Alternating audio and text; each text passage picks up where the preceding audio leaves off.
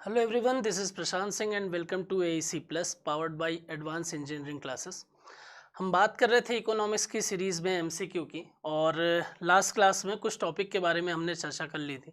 उन टॉपिक से रिलेटेड कुछ क्वेश्चन जो थे वो हमने डिस्कस कर लिए थे। आज जो हम बात करेंगे वो बैंकिंग से रिलेटेड बात करेंगे। आज जो हम एमसीक्यू की बात करेंगे वो बैंकिंग टॉपिक से रिलेटेड बात करेंगे। अब मैंने आपको ये बैंकिंग टॉपिक जो है वो अच्छे से डिटेल में कराया हुआ है, राइट। तो यहाँ पर बहुत सारे क्वेश्चन बैंकिंग के टॉपिक से इस प्रकार के बनते हैं कि वो फैक्चुअल फॉर्म पे रहेंगे और बहुत सारे क्वेश्चन बैंकिंग के फॉर्म में इस प्रकार के बनते हैं कि वो एनालिटिकल फॉर्म पर भी रहेंगे। तो आइए देखते हैं कि किस प्रकार के क्वेश्चन जो हैं वो इस टॉपिक से अलग अलग एग्जाम में देखने को मिलते हैं और आगे आने की संभावना बनी रहती है। जैसे इसमें अगर हम बात करें तो सबसे पहले ये पूछ रहा है कि अवध कमर्शियल बैंक जो है उसको कब founded, Awadh commercial bank was founded in year पूछ रहा है कि अवध कमर्शियल बैंक की स्थापना कब की गई थी। तो मैंने आपको अलग अलग बैंक स्टैब्लिश बताए थे और मैंने आपको ये बताया था कि जैसे अवध कमर्शियल बैंक है या पंजाब नेशनल बैंक है या इलाहाबाद बैंक जो पहले काम करता था, जो इंडियन बैंक में मर्ज हो चुका है, ये बैंक क्यों इंपॉर्टेंट थे। तो मैंने अलग अलग चीज़ों के बारे में आपको बताया था और उसमें हमने डिस्कस किया था एक बैंक के बारे में, Awadh commercial bank. Awadh commercial bank का इस्टेब्लिशमेंट हुआ था 1881 में और ये बहुत ज़्यादा इम्पोर्टेंट क्यों हो जाता है, क्यों ये एग्ज़ाम में ज़्यादातर पूछा जाता है, इसलिए क्योंकि उसका रीज़न ये है कि ये पहला ऐसा बैंक था जिसके शेयर होल्डर बनाए गए थे। इट मीन्स कि यहाँ पर अगर आप बात करोगे तो आपको क्या समझ में आता है कि यार पहला ऐसा बैंक था जिसके शेयर होल्डर या शेयर धारक बनाए गए थे। तो इस बैंक के बाद में फिर दूसरे बैंक जितने भी आए ना, तो उनके शेयर होल्डर या शेयर धारक जो हैं वो देखने को मिले, लेकिन सबसे पहला बैंक जो यहाँ पर देखा गया वो था अवध कमर्शियल बैंक, इसलिए ये इंपॉर्टेंट हो जाता है। पंजाब नेशनल बैंक के बारे में मैंने आपको बताया था कि ये इंडिया का फर्स्ट इंडियन बैंक कहलाता है। फर्स्ट इंडियन बैंक इसलिए कहलाता है क्योंकि इसमें पूरे तरीके से भारतीयों का पैसा लगा था, राइट। तो यहाँ पर जब बात करें तो ये फर्स्ट इंडियन बैंक हो गया। और इलाहाबाद बैंक जब तक मर्ज नहीं हुआ था इंडियन बैंक में तब तक वो इसलिए इम्पोर्टेंट हो गया था या तब तक वो इसलिए इम्पोर्टेंट माना जाता था क्योंकि वो पहला ऐसा बैंक था या वो ऐसा बैंक था जो इसी नाम से काम करने वाला भारत का सबसे पुराना बैंक। लेकिन अब क्योंकि ये क्या हो गया है, ये इंडियन बैंक में मर्ज हो गया, तो इलाहाबाद बैंक का ये कॉन्सेप्ट जो है वो खत्म हो जाता है। अभी आपको दो याद रखने हैं, अवध कमर्शियल और Punjab National bank. Awadh commercial में याद रखना है पहला बैंक जिसके शेयर होल्डर बनाए गए, और पंजाब नेशनल बैंक में याद रखना है कि ये फर्स्ट इंडियन बैंक है। अगर आपसे ये पूछे फर्स्ट इंडियन बैंक, आप क्या बोलोगे? Punjab National bank. अगर आपसे ये पूछे इंडियाज फर्स्ट बैंक, तब आप क्या बोलोगे? आप बोलोगे bank of Hindustan, right. Alexander and company ने इसको एस्टेब्लिश किया था। तो इसके बारे में भी हमने चर्चा की थी, आसान क्वेश्चन था, बन जाना चाहिए था आपसे। नेक्स्ट अगर मैं बात करूं तो यहां पर पूछ रहा है Punjab National bank was established in year पूछ रहा है, डिटेल आपको पता चल गई है। 1894 में पंजाब नेशनल बैंक जो था वो एस्टेब्लिश किया गया था। नेक्स्ट अगर हम बात करें तो in which year was the Banking Regulation Act passes. आपको पता है कि बैंक जो है, बैंकों में अपेक्स अथॉरिटी कहां पर है? अपेक्स अथॉरिटी जो है या किसको बोलते हैं, उसको बोलते हैं आरबीआई, राइट। और आरबीआई का जो एस्टेब्लिशमेंट हुआ है वो किस में हुआ है? तो आरबीआई के लिए जो एक्ट काम करता है वो है आरबीआई एक्ट 1934, और इसी एक्ट के अंडर में 1935 को आरबीआई का एस्टेब्लिशमेंट किया गया। अब यहाँ पर स्थिति कैसी बनती है कि ये तो रेगुलेशनरी बॉडी है, लेकिन इसके साथ साथ अगर आप देखोगे तो बैंकिंग रेगुलेशन एक्ट भी पास हुआ है। और वो एक्ट कब पास हुआ है? वो एक्ट पास हुआ है 1949। तो ये जो बैंकिंग रेगुलेशन एक्ट है वो कब पास हुआ? वो पास हुआ 1949, राइट। और यही ईयर है जब आप देखोगे कि नेशनलाइजेशन है, किसका नेशनलाइजेशन है? वो आरबीआई का नेशनलाइजेशन की बात करता है, राइट। तो इस तरीके से ये क्वेश्चन भी आपसे बनना चाहिए था। नेक्स्ट अगर हम बात करें तो imperial bank of India was nationalised. Nationalisation का मतलब क्या होता है? यहाँ पर पूछ रहा है कि कब इंपीरियल बैंक ऑफ इंडिया को नेशनलाइज्ड किया गया। तो पहले तो आपको ये पता होना चाहिए कि इस नेशनलाइजेशन या इस राष्ट्रीयकरण का मतलब क्या होता है। राष्ट्रीयकरण का मतलब होता है, मैंने आपको बताया है कि जब किसी निजी क्षेत्र की कंपनियों को या जब किसी प्राइवेट सेक्टर की कंपनीज को, अब चाहे वो बैंक हो चाहे दूसरे फाइनेंशियल इंस्टीट्यूशन हो, जब भारत सरकार अपने दायरे में लेकर आती है तो वहां पर हम बोलते हैं कि इसका राष्ट्रीयकरण हो रहा है। और इसके विपरीत जब आप देखते हो, इसके अपोजिट कंडीशन जब आप देखते हो, तो वहां पर आपको क्या समझ में आता है कि जब भारत सरकार के दायरे में, इंडियन गवर्नमेंट ऑफ इंडिया के अंडर में अगर कोई यूनिट काम कर रही है जिसको आप पीएसयू के नाम से जान रहे हो, अगर उसको निजी क्षेत्र को बेचा जाता है तो वहां प्राइवेटाइजेशन कहते हैं। तो अगर प्राइवेट से गवर्नमेंट की तरफ है तो नेशनलाइजेशन है, और गवर्नमेंट से प्राइवेट की तरफ है तो डिसइन्वेस्टमेंट एंड प्राइवेटाइजेशन की पोजीशन है। तो ये चीजें हमने बात की हुई है पहले, ठीक है। अगर आपको नहीं पता है तो आप पहले क्लास के वीडियोस देखिए, चीजें आपको बेहतर तरीके से समझ में आ जाएंगी। अब यहाँ पर क्या पूछ रहा है कि इंपीरियल बैंक ऑफ इंडिया कब नेशनलाइज्ड हुआ, ठीक है।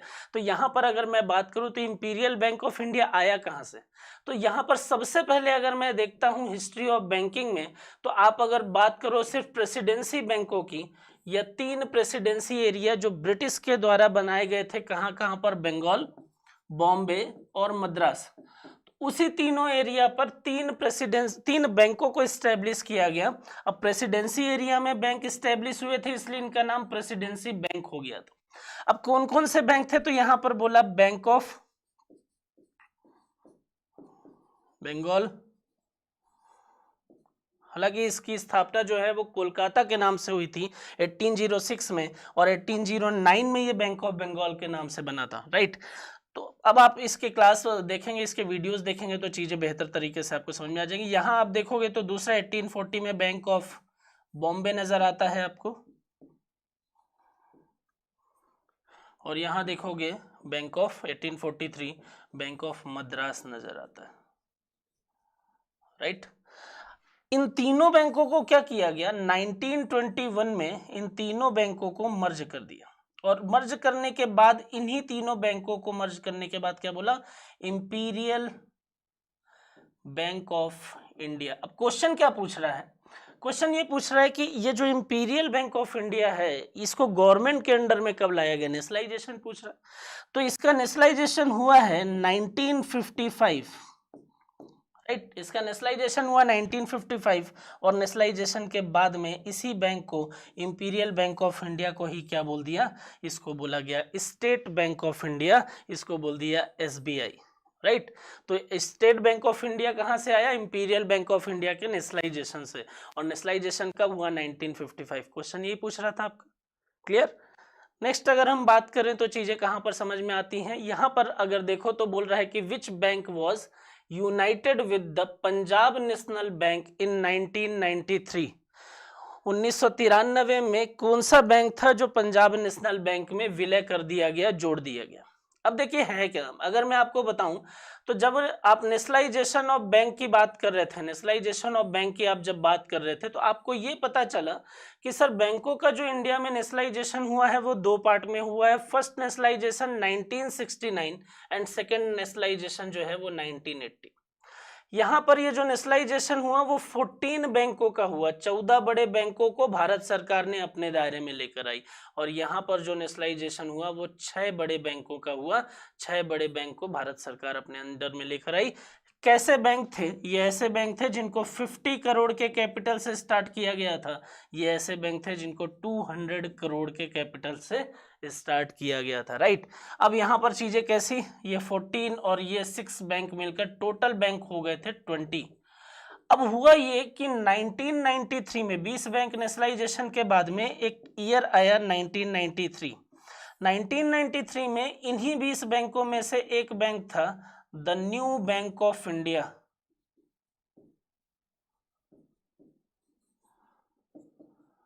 The New Bank of India.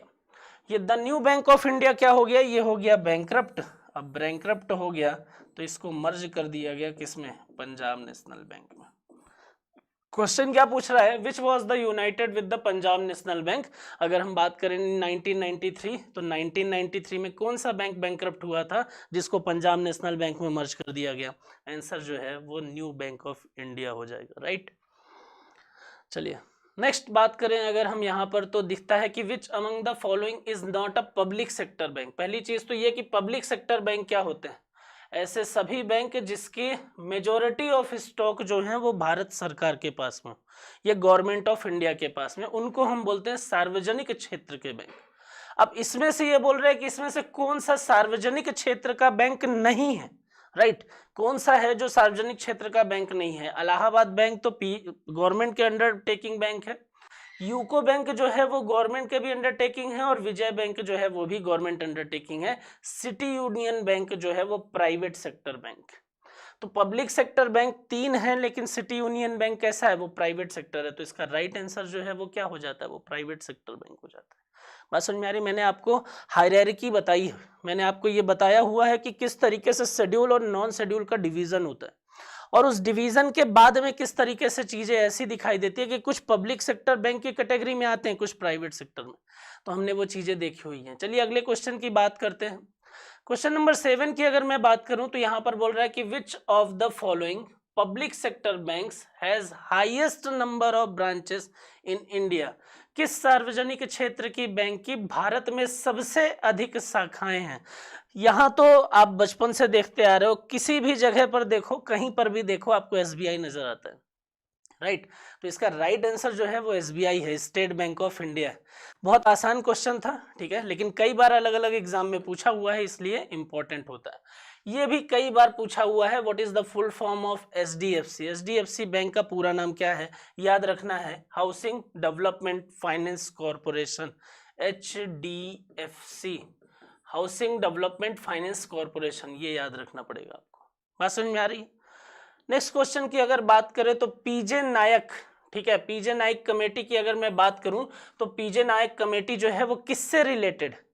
यहां पर 4 ऑप्शन दिए हुए हैं। एक बोल रहा है refinance weak bank, licensing to private banks, governance of bank board and privatisation of nationalised bank. अब यहाँ पर 4 ऑप्शन दिए हुए हैं, तो मैंने आपको ये बताया है पीजे नायक कमेटी का नाम कहाँ पर आता है। तो मैंने बैंकिंग में आपको एक कॉन्सेप्ट पढ़ाया हुआ है जिसको बोलते हैं मिशन इंद्रधनुष,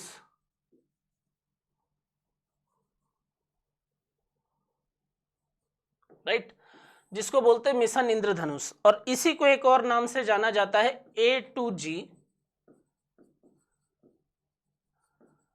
बैंकिंग सेक्टर रिफॉर्म,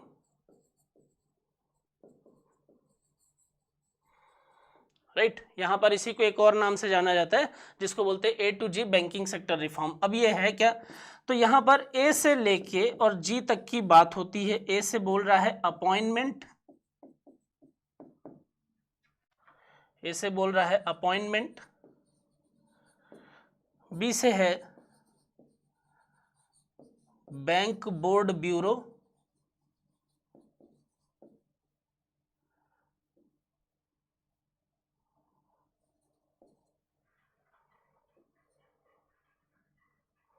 सी से है कैपिटलाइजेशन, डी है डी स्ट्रेसिंग,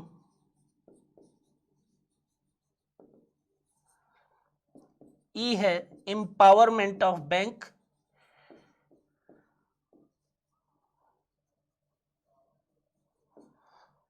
एफ से है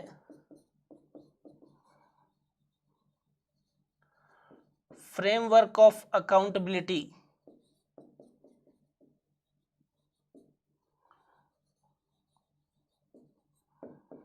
और जी से है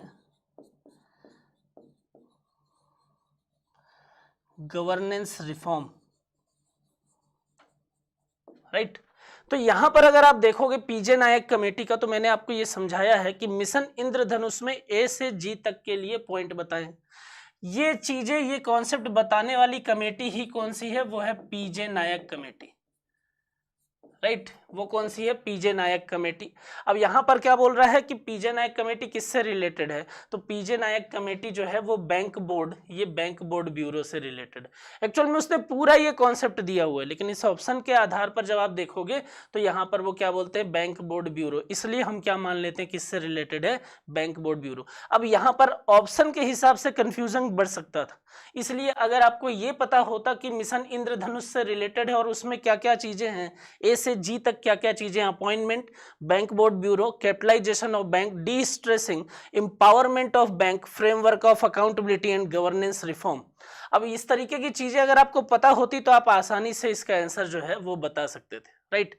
तो ये आपका यहाँ पर देखने को मिलता है। नेक्स्ट अगर मैं बात करता हूँ, who was the first Indian to become the governor of RBI, ठीक है। यहाँ पर अगर हम बात करें आरबीआई के फर्स्ट गवर्नर की, यहाँ पर फर्स्ट इंडियन गवर्नर पूछ रहा है, राइट। तो आपको अगर मैं बात करूं आरबीआई के फर्स्ट गवर्नर की, तो आपको ये पता है कि उनका नाम है सर, ब्रिटिशर्स हैं, ऑसबोर्न स्मिथ।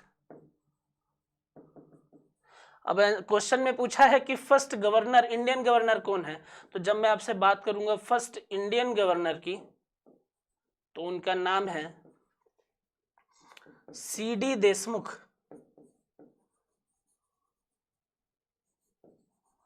राइट। और अगर मैं आपसे करंट गवर्नर की बात करता हूं, तो यहां पर आते हैं शक्तिकांत दास, राइट। क्वेश्चन पूछ रहा है फर्स्ट इंडियन गवर्नर, यहां पर आप बोल दो सीडी देशमुख। फर्स्ट गवर्नर बोलेगा ऑसबोर्न स्मिथ, करंट में वर्तमान में कौन है, शक्तिकांत दास जी, राइट। इतना आपको याद रखना है। नेक्स्ट अगर मैं बात करूं तो यहां पर बोल रहा है what is the full form of MTSS, ठीक, बैंकिंग से रिलेटेड है। एमटीएसएस, एम से होता है मनी, टी से आप इसको बोल सकते हो ट्रांसफर, एस से सर्विस, और लास्ट एस जो है वो बात करता है स्कीम की, ठीक। तो यहां पर जब आप देखोगे what is the full form of MTSS, तो एमटीएसएस जो है उसको बोलते हैं मनी ट्रांसफर सर्विस स्कीम, ठीक है। मनी ट्रांसफर सर्विस स्कीम जो है वो एमटीएसएस का फुल फॉर्म है, एक योजना है, एक स्कीम है, ठीक है। नेक्स्ट अगर हम बात करें तो what method is used by the bank to read code on the cheque, ठीक है। ये तो आपको पता होगा, ठीक है, ये चीजें आपने कंप्यूटर में भी पढ़ी होगी, ठीक है, इस डिवाइस के बारे में।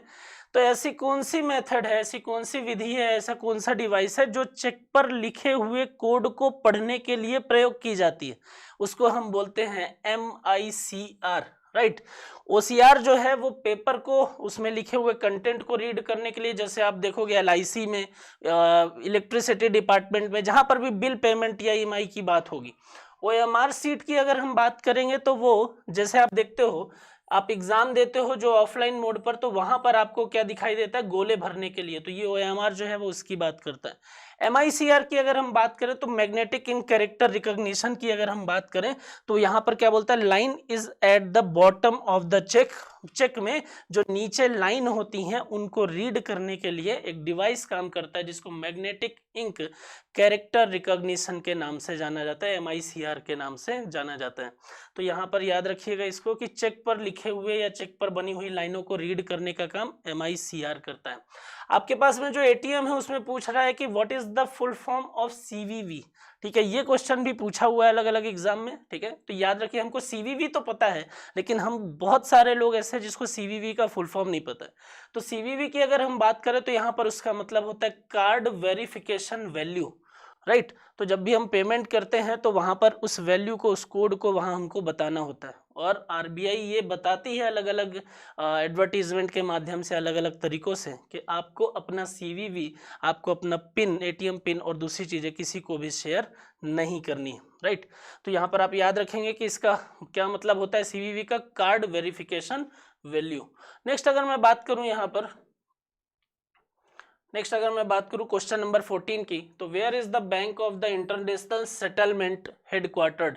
अगर मैं यहाँ पर बोलता हूं तो आपने बैंकिंग में क्या पढ़ा है, आपने बैंकिंग में पढ़ा है कि बैंकिंग के रिस्क को, डिफरेंट टाइप के जो भी रिस्क हैं, जो भी जोखिम है, तो बैंकिंग के रिस्क को, बैंकिंग के जोखिम को कम करने के लिए, बैंकिंग के जोखिम को खत्म करने के लिए या उसको कम करने के लिए, रिस्क को कम करने के लिए स्विट्जरलैंड में एक जगह है बेसल, ठीक। और बेसल में क्या है, बेसल में अलग अलग हेडक्वार्टर, अलग अलग इंस्टीट्यूशन के बनाए गए हैं जो क्या करते हैं, जो अपने रिकमेंडेशन देते हैं। तो स्विट्जरलैंड में एक जगह है जिसको बोलते हैं बेसल। बेसल में ही क्या किया गया है, बेसल में इंटरनेशनल सेटलमेंट ऑफ बैंकिंग से रिलेटेड जितनी भी चीजें, उनके हेडक्वार्टर जो हैं वो बनाए गए हैं, और वहां पर उन इंस्टीट्यूशन के द्वारा वर्ल्ड वाइड जितना भी बैंकिंग सेक्टर काम कर रहा है उनके रिस्क को कम करने के लिए अलग अलग टाइम पे अपने कुछ सुझाव, अपने कुछ नियम बताए जाते हैं। अभी तक 3 बार ये सुझाव, ये नियम आए हैं, जिसको हम पहले नियम को बेसल 1, दूसरे नियम को बेसल 2 और तीसरे नियम को क्या बोलते हैं, बेसल 3। अब अगला जो आएगा उसको हम बेसल 4 बोलेंगे, राइट। अब ये बेसल कहां पर है, ये है स्विट्जरलैंड में। तो अगर मैं आपसे पूछूं इंटरनेशनल सेटलमेंट का हेडक्वार्टर कहां है, अब बताइए बेसल में, और अगर स्विट्जरलैंड है तो स्विट्जरलैंड में। नेक्स्ट क्वेश्चन की अगर हम बात करें तो what is the tagline of the HDFC bank. HDFC bank की टैगलाइन क्या है। हर इंस्टीट्यूशन की अपनी एक टैगलाइन होती है। जैसे मान लीजिए आपने सुना जीवन के साथ भी, जीवन के बाद भी, एलआईसी अपनी बात करता है कि आपके जीवन रहते हुए भी साथ देंगे और जाने के बाद आपकी फैमिली के लिए भी हम काम करेंगे। उसी तरीके से एचडीएफसी बैंक की अपनी एक टैगलाइन है, आपको सिर्फ याद रखना है क्या, वो बोलते हैं वी अंडरस्टैंड योर वर्ल्ड। तो ये टैगलाइन जो है वो आपको याद रखनी पड़ेंगे डिफरेंट डिफरेंट बैंक की। नेक्स्ट क्वेश्चन की अगर मैं बात करता हूं तो यहां पर बोल रहा है कि which is the committee on banking ombudsman, banking लोकपाल समिति कौन सी है। तो यहाँ पर अलग अलग कमेटीज हैं। पारसारथी सोम काफी फेमस है, टार्क से रिलेटेड है, गार से रिलेटेड है। बी शिवरमन कमेटी जो है वो आपकी दूसरे चीजों से रिलेटेड है। यहां पर जब आप देखोगे तो सुमा वर्मा कमेटी की अगर आप बात करोगे तो सुमा वर्मा कमेटी जो है वो आपकी बैंकिंग लोकपाल की बात करती है, राइट। नेक्स्ट अगर हम देखें यहां पर तो बोल रहा है सीडीएसएल, ठीक है, फुल फॉर्म पूछ रहा है सीडीएसएल, तो इसका फुल फॉर्म होता है central depository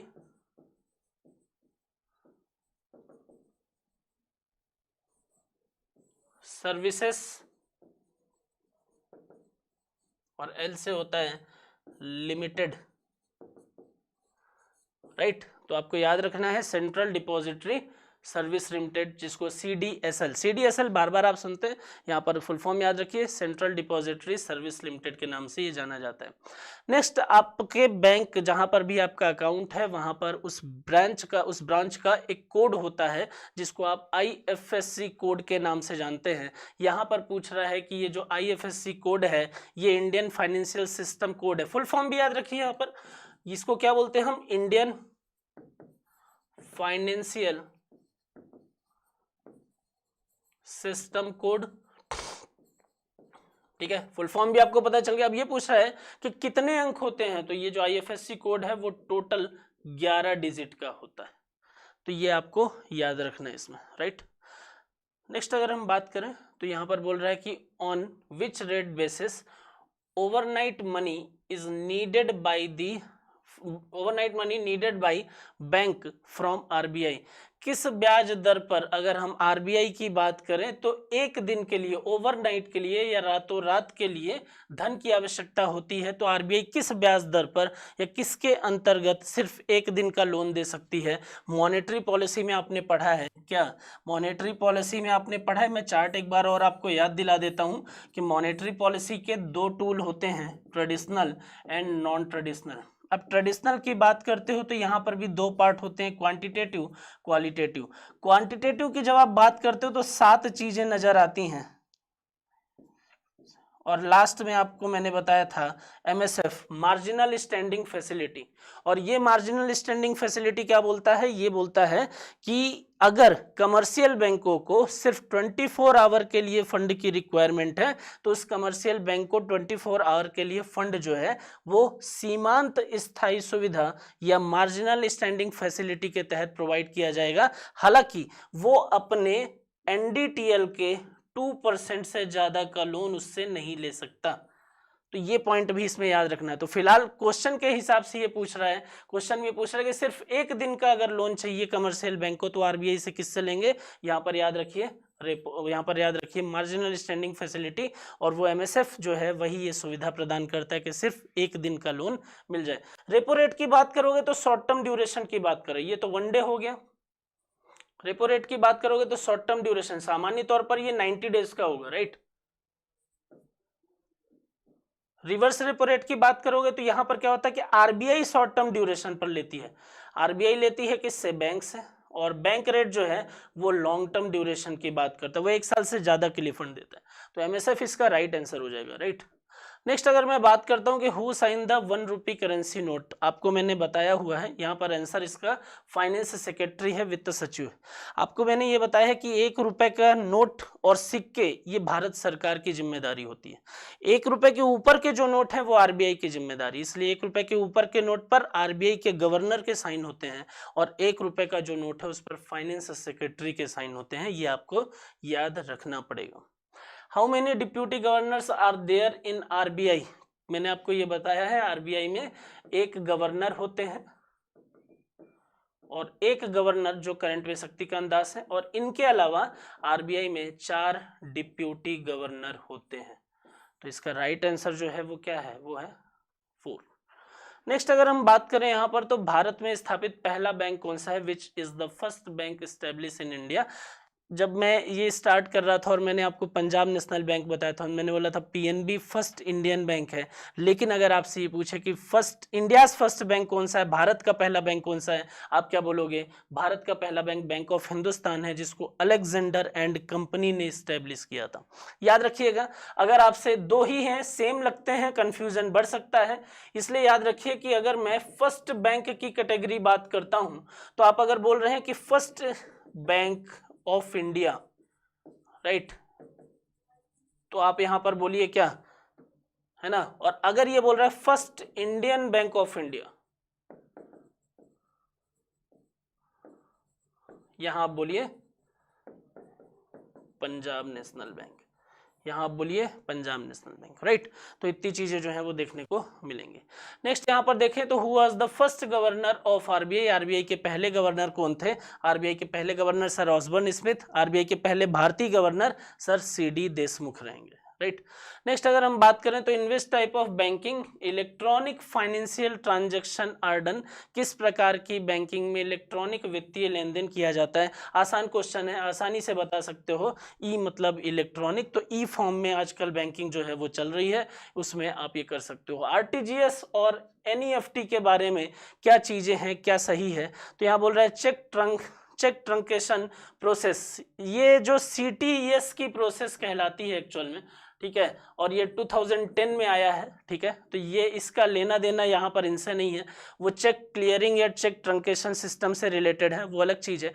electronic fund transfer from bank to bank, electronically पहले हमको क्या होता है ना कि अगर हमको किसी को फंड देना होता है, राइट, तो हम उसको हार्ड फॉर्म पर लेकर जाते थे। अब सुविधा ये है कि आपको अगर किसी को फंड ट्रांसफर करना है तो आप अपने बैंक से दूसरे बैंक पर किसी भी अकाउंट पर क्या कर सकते हो, एनईएफटी, आरटीजीएस, आईएमपीएस या अलग अलग इलेक्ट्रॉनिक टूल जो है वो हैं, उनके माध्यम से आप क्या कर सकते हो, electronic fund transfer from bank to bank कर सकते हो। ये क्या है, ये ऐसी चीजें हैं या ऐसी यूनिट है जिनके माध्यम से आप इलेक्ट्रॉनिक फंड ट्रांसफर कर सकते हो, कहां से, बैंक से अदर बैंक में, राइट। नेक्स्ट अगर हम देखें तो यहाँ पर क्या बोल रहे हैं, रिपीट हो रहा है क्वेश्चन, है ना। सीवीवी का फुल फॉर्म जो है वो क्या है, तो मैंने आपको बता ही दिया है, कार्ड वेरिफिकेशन वैल्यू है। नेक्स्ट अगर हम यहाँ पर बात करते हैं तो एचडीएफसी बैंक, ये भी आपने देख लिया है, वी अंडरस्टैंड योर वर्ल्ड, है ना। और उसके बाद अगर आप देखते हो तो यहाँ पर अगर हम बात करें तो यहाँ क्या बोल रहा है कि which one of the subsidiary bank was merged with the state bank of India on August 13, 2008, right. अब यहाँ पर ये क्या बोल रहा है, तो यहाँ पर अगर हम देखें तो बोल रहा है कि कौन सा बैंक था या कौन सा सब्सिडरी बैंक था जिसको एसबीआई में 2008 में 13 अगस्त 2008 में मर्ज कर दिया गया, विलय कर दिया गया। मैंने आपको बैंकिंग में एक चीज पढ़ाया हुआ है जिसको हम बोलते हैं एसबीआई ग्रुप, ठीक है, और ये एसबीआई ग्रुप जो है वो 7 बड़े बैंकों से मिलकर बना हुआ था। वर्तमान की कंडीशन ये है, करंट की स्थिति ये है कि ये 7 के सातों बैंक जो हैं वो मर्ज हो चुके हैं, कहां पर, एसबीआई में। कौन कौन से हैं, तो ये बड़े बैंक थे, स्टेट बैंक ऑफ हैदराबाद, ये सारी चीजें मैंने आपको बताई हुई हैं क्लास में, ठीक है। नेक्स्ट अगर हम बात करें state bank of Bikaner and Jaipur,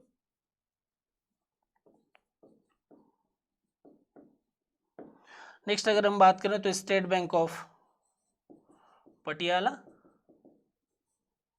next अगर देखें तो स्टेट बैंक ऑफ त्रावणकोर, ठीक है, Hyderabad, Bikaner and Jaipur, Patiala. State bank of Saurashtra, state bank of Indore, और ऊपर लिख देता हूं मैं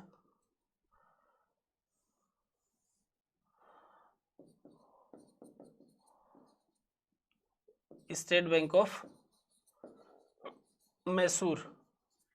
तो यहां पर ये 7 बड़े बैंक थे, जिसमें से सौराष्ट्र जो है वो 2008 में क्या हो गया, एसबीआई में विलय हो गया, मर्ज हो गया। स्टेट बैंक ऑफ इंदौर जो है वो 2010 में मर्ज हो गया, और बाकी के बचे हुए जो 5 बैंक थे वो 2017 में 1 अप्रैल 2017 में क्या कर दिए गए, एसबीआई में मर्ज कर दिए गए। तो ये 7 बड़े बैंक मिलकर क्या कहलाते थे, एसबीआई ग्रुप कहलाते थे। तो यहाँ पर पूछ रहा है 2008 में कौन सा, स्टेट बैंक ऑफ सौराष्ट्र, यहाँ पर एसबीआई ग्रुप का ही एक मेंबर था, उसको एसबीआई में सबसे पहले मर्ज किया गया, याद रखिएगा। ठीक है, तो ये बैंकिंग से रिलेटेड हमारे कुछ क्वेश्चन थे, कुछ इंपॉर्टेंट क्वेश्चन थे जिनकी ज्यादातर एग्जाम में आने की संभावना रहती है, और कई बार ये अलग अलग एग्जाम में पूछे जाते हैं। ठीक है, तो इस तरीके के और भी क्वेश्चन आप लगातार प्रैक्टिस करते रहिए। ठीक है, क्योंकि इकोनॉमिक्स जो है ना वो कॉन्सेप्ट, आप अगर उसको रटने की कोशिश करोगे, फैक्ट वाला पोर्शन ठीक है, लेकिन अगर आप कॉन्सेप्ट को रटने की कोशिश करोगे तो चीजें कॉम्प्लेक्स होंगी। तो इसको थोड़ा सा आप कॉन्सेप्ट को समझें, है ना, और उसके बाद फिर एमसीक्यू वगैरह करें तो आपको चीजें आसान रहे। ठीक है, फिर इस टॉपिक पे इतने ही क्वेश्चन थे। Thank you so much.